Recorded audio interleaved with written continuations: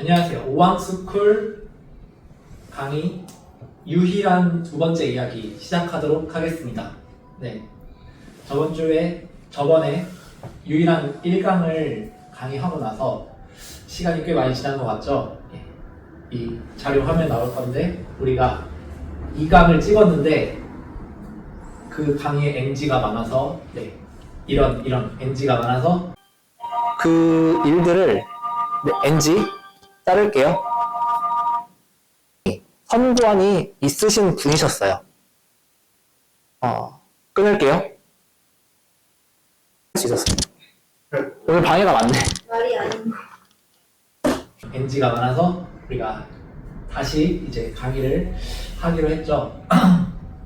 우리가 저번 시간에 이 유희란 박사님이라는 분에 대해서 이 에피소드 위주로 왜 이분이 굉장히 존경스러운 분인지 그 에피소드 위주로 유희란 박사님에 대해서 설명을 했는데 오늘 시간에는 이 유희란 박사님이 어떤 정체성을 가지셨는지 그리고 어떤 가치관을 가지고 계셨는지에 대해서 이야기를 나눠보려고 합니다. 제가 이 이야기를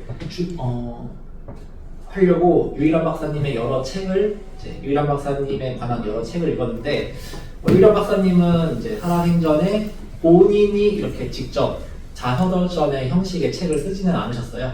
이제 후대의 사람들이 자료를 조사해가지고 여러 책들을 썼는데 그 중에서 제가 제일 추천할 만한 책은 바로 이 유희란 정신의 행로라는 책입니다. 이 책은 유희란 박사님의 조카분, 동생의 아들이 쓰셨는데 이 유승훈 의사 선생님이자 이제 박사님이십니다.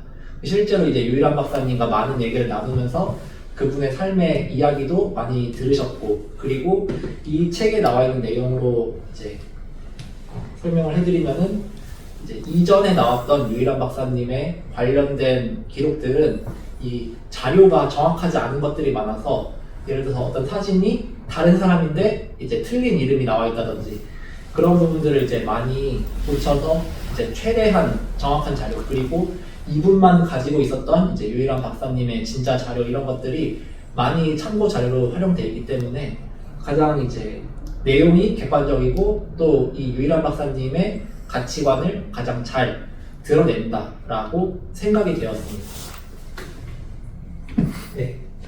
먼저 유희란 박사님의 정체성에 대해서 이야기를 하려고 합니다. 유희란 박사님의 첫 번째 정체성은 바로 독립운동가입니다. 유희란 박사님은 1890년대에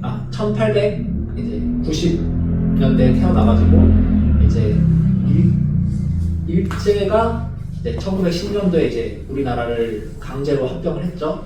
그 시기에 이제 청소년기 그리고 청년기를 보내면서 굉장히 이제 항일 운동에 대한 이제 생각을 강하게 가지고 계시고 실제로 어릴 때부터 이제 미국에서 한인 소년병 학교라든지 이런 학교에 다니면서 항일 운동과 실제 군사적인 능력 이런 것들을 기르시고 또 저번에 말씀드렸던 넵코 작전 50세가 되어서 한 대기업의 회장님이고 또 내가 이런 걸 다 이뤘는데도 불구하고 이 미국에서 계획하고 있는 특수 침투 작전에 직접 훈련을 받으면서 자신의 기업과 온 운명을 다 걸고 무장 독립투쟁을 준비하셨던 그런 실제 독립운동가셨고 그분의 기업 활동을 통해서도 많은 이제 독립운동가들을 이제 명으로 암으로 많이 지원하셨던 그러한 활동을 하셨습니다. 그리고 두 번째의 정체성은 바로 교육가입니다.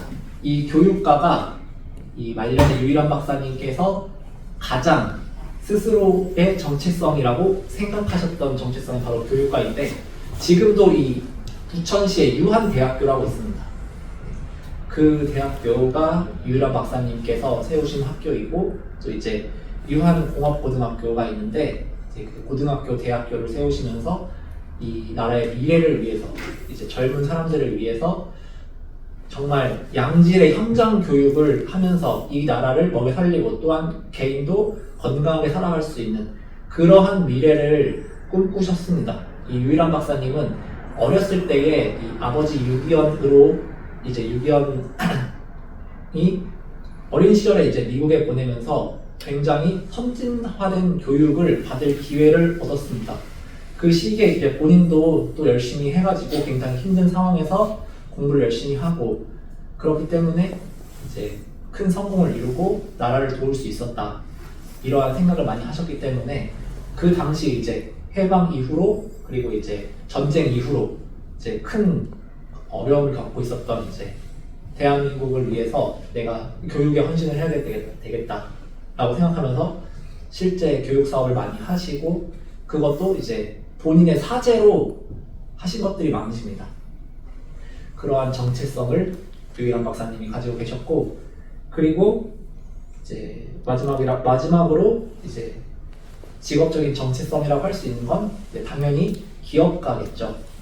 이 책에서 소개하기로는 이제 앞서 그 두 개의 정체성, 독립운동가, 교육가, 어떤 목적적인 정체성이라고 생각할 수 있는데 그것들을 위해서 내가 어떤 방법으로 할 것인가 이러한 방법을 생각했을 때 유일한 박사님은 기업을 운영하면서 그 기업에서 나오는 자본력이라든지 행정력이라든지 그리고 그 기업이 할 수 있는 그런 실제적인 일을 통해서 그분이 하고자 하셨던 독립운동 그리고 교육활동을 할 수 있다라고 하셨다고 합니다. 이 유일한 박사님의 아버지인 유기현도 그 평양시에서 여러 장사를 통해서 부를 축적하셨던 분인데 이 어릴 때부터 그 아버지의 상업활동을 보면서 그 당시 조선은 이 유일한 박사님이 1895년도에 태어나셨으니까 사실 이제 그때는 대한제국이죠.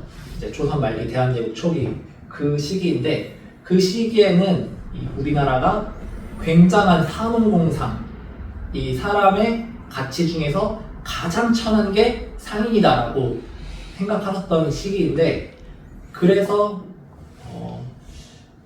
그 당시에는 훌륭한 위인이 이제 상인이라기보다는 이제 공부를 해가지고 관리가 되는 사람이 훌륭한 사람이다라고 생각하는 게 일반적이었습니다. 그런데 이제 유일한 박사님은 아버지의 그런 상업활동을 보면서 그리고 미국에서 자라면서 그런 기업들이 이 미국이라는 강대국을 만들어 왔다는 걸 보면서 그분이 내가 기업활동을 통해서 이 나라를 위해서 그리고 이 민족을 위해서 힘을 써야겠구나 라는 생각을 하셨을 것이라고 생각합니다.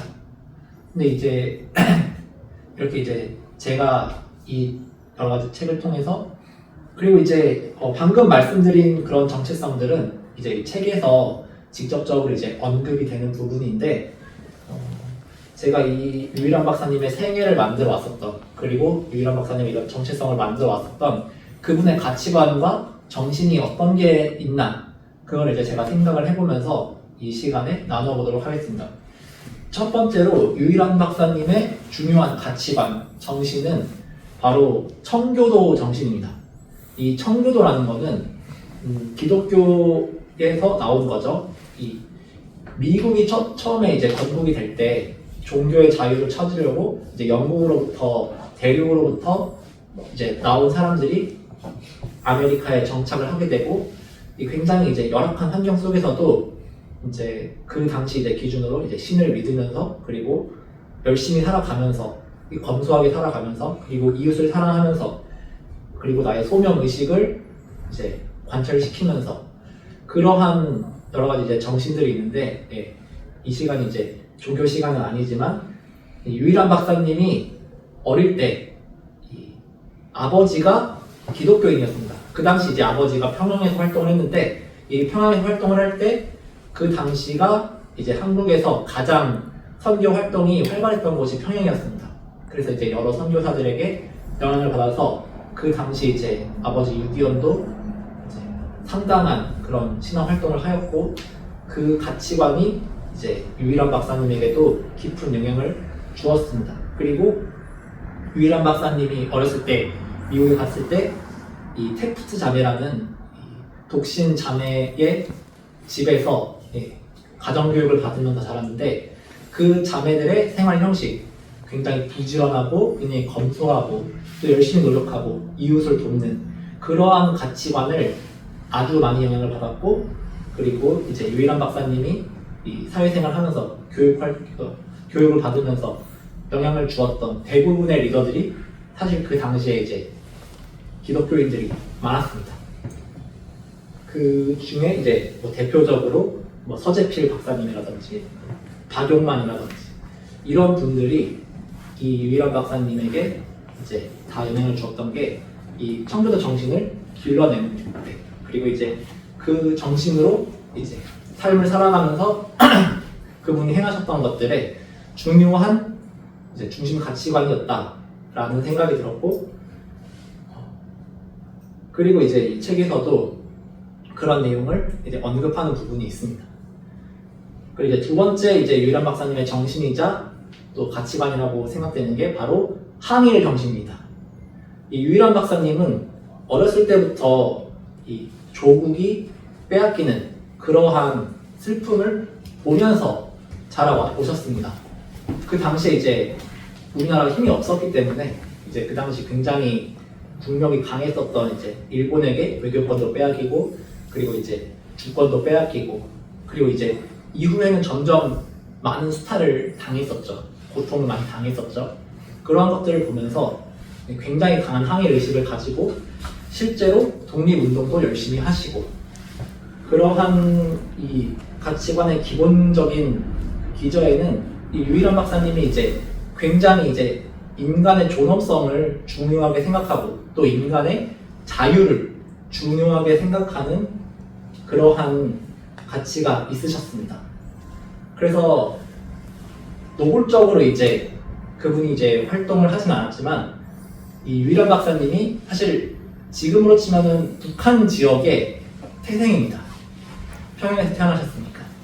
그리고 이제 그분의 가족들이 이제 대부분 이제 이북이고, 그리고 유일한 박사님이 아내가 중국인입니다. 이제 중국인이었는데 이제 미국에서 결혼을 한 거죠. 그리고 유일한 박사님이 당시 이제 우리나라가 해방될 시기에 여러 가지 산업 기반이 대부분 북한에 있었습니다. 우리나라가 이제 해방이 됐을 때 북한 쪽이 아무래도 이제 대륙과 연결이 돼 있고, 또 더 일찍 개방된 도시, 평양 같은 도시들이 있고, 그리고 이제 광물자원 같은 것들이 더 많기 때문에 여러 가지 산업 기반이 이제 아무래도 북쪽에 많이 있었는데, 그러한 것들을 이제 모두 포기하면서 이제 유일한 박사님은 남한에 계셨고, 유일한 박사님이 이 여러 기록에서 이 공산주의자들과 이렇게 친하게 지냈다, 이러한 기록이 없습니다. 그 대신에 이제 유일한 박사님의 멘토, 정말 중요한 멘토였던 박용만, 이 박용만이 이 어렸을 때 이제 항일 군사 훈련 같은 것들도 시키고 여러 가지 이제 멘토를 했는데 굉장히 기구한 독립운동가입니다. 이분은 이제 항일 무장 투쟁을 주장하시던 분인데, 이제 그 당시에 독립운동가들 대표적으로 이제 이승만, 김구와 같은 사람들과 이 노선이 달라져가지고 어떻게 보면은 이 독립운동가의 중심에서 이제 멀어진 그러한 분이었습니다. 근데 이제 그분이 이제 의열단 단원의 손에 암살이 되면서 이 의열단이 이 독립운동을 했다라는, 주로 이제 강력한 이제 무장 독립, 좀 나쁘게 말하면은 테러로 이제 할 수 있는 그러한 단체인데, 나중에 이제 의열단의 단장이 이 공산주의자들과 이제 함께 하게 되면서 그 부분 때문에 이제 유일한 박사님도 공산주의자들과 좀 척을 지게 됐다, 거리를 두게 되었다. 실제로 이제 유일한 박사님은 정치권에 이제 돈을 대거나 하진 않으셨지만 우리나라를 위해서 굉장히 많이 이제 헌신을 하고, 이제 대한민국이죠. 대한민국을 위해서 굉장히 많이 헌신을 하고, 또 이제 세금도 열심히 내고 기업 활동 열심히 하시고, 이제 그분의 양심이 아무래도 이제 이 인간의 존엄성과 자유를 중시하는 대한민국이 더 맞다라고 여겼을 것이라고 생각이 듭니다. 그리고 이제 마지막으로 이 유일한 박사님은 굉장한 현실주의자입니다. 어떤 거룩하거나 굉장히 이상적으로 보이는 가치를 이제 품고 있는 사람들 중에서 현실을 외면하고 현실을 초월해서 내가 주장하는 게 맞다라고 하는 사람들이 많이 있잖아요. 근데 이제 유일한 박사님 같은 경우에는 어떤 일을 이루는 과정에서 비현실적이거나 그런 망상이라고 불리는 그런 행동들이 아니라 실제로 노력을 하고 실제로 사람을 모으고 실제로 산업을 일으켜가지고 본인이 정말로 그게 이루어질 수 있게, 만약에 전투가 필요하면 훈련을 받고 돈이 필요하면 기업 활동을 하고, 기업 활동을 하는데 무언가 장애가 있으면 그것을 극복하기 위해서 현실적인 방법을 생각해내고, 예를 들어서 일본이 기업 활동을 하는데 방해가 된다. 그러면은 이 일본의 고위 기관인 이 총독부에서 발행하는 신문에 광고주가 돼서 기업 활동을 방해하는 그런 것들을 최대한 차단한다든지, 이제 이런 창의적인 방법들로 그분이 하고자 하시는 일을 실제로 할 수 있게 이제 살아오면서 그러한 가치관들을 통해서 이분이 그러한 훌륭한 일들을 많이 하셨던 것 같습니다. 제가 지난 시간에 이어서 이제 오늘까지 유일한 박사님의 여러 가지 에피소드, 그리고 간략한 생애와 그리고 이제 그분의 가치관, 정체성, 이런 것들에 대한 얘기를 했는데, 사실 이제 제가 제일 존경스러운 분이라고 얘기를 했지만 이 모든 사람이 완벽한 사람은 없습니다. 그렇다 하더라도 우리가 이런 훌륭한 선배가 있었다. 그것을 기억하면서 그분의 삶에서 우리가 배울 수 있는 부분들을 배우고, 또 이제 더 훌륭한, 제가 사실 이 유일한 박사님의 이야기를 준비하면서 가장 안타까웠던 부분이 이후에 이 우리나라 후배들 중에서 과연 이분과 이렇게 어깨를 나란히 할 만한 그런 후배가 있었는가? 라는 그런 아쉬움이 들었습니다. 물론 이제 뭐 어떤 업적적인 부분에서는 이제 뭐 예를 들어서 뭐 삼성이라든지 아니면 뭐 스포츠 분야에서 훌륭한 업적을 이제 냈었던 그런 이제 사람들도 찾을 수 있겠지만, 이런 전반적인 삶의 가치관이 굉장히 이제 존경스러웠던, 그리고 또 이제 이 나라와 공동체를 위해서 많이 헌신했었던, 그러면서도 그런 훌륭한 업적도 같이 이뤄낸 그런 분들이 이제 얼마나 있을까, 이런 고민을 하게 되었습니다. 그래서 이제 여기 있는 이제 뭐 감히 이렇게 내가 유일한 박사님만큼 거룩해지겠다라고 말하기 쉽지 않지만 한번 도전해보는 것도 정말 좋을 것 같다라는 생각이 들었습니다. 네. 그런 이야기를 마지막으로 오늘 강의 마치도록 하겠습니다. 감사합니다.